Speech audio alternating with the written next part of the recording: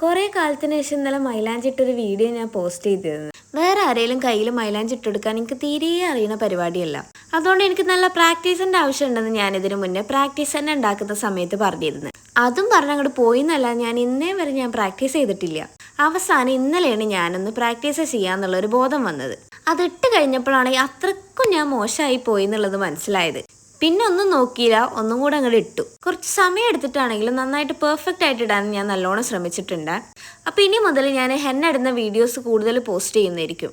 ഏറ്റവും സിമ്പിളായിട്ട് ഇടാൻ പറ്റുന്നൊരു ഡിസൈനാണ് ഈ മണ്ഡല ഡിസൈൻ.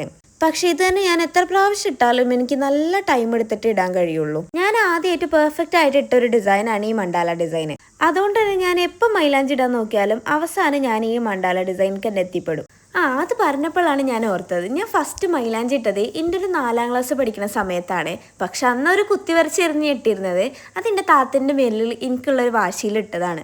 പിന്നെ ഞാൻ മൈലാഞ്ചി ഇടുന്നത് എൻ്റെ ഒരു 7ാം ക്ലാസ് പഠിക്കുന്ന സമയത്താണ്. അത് കഴിഞ്ഞിട്ട് പിന്നെ ഞാൻ ഇടുന്നത് ഒരു 10ാം ക്ലാസ് പഠിക്കുന്ന സമയത്ത്. വിശദമായിട്ട് പറയാൻ നേരമില്ലാത്തതുകൊണ്ട് അടുത്ത പാട്ടിൽ ഞാനത് വിശദമായിട്ട് പറയാം കേട്ടോ. അപ്പോൾ സബ്സ്ക്രൈബ് ചെയ്യാൻ മറക്കണ്ട.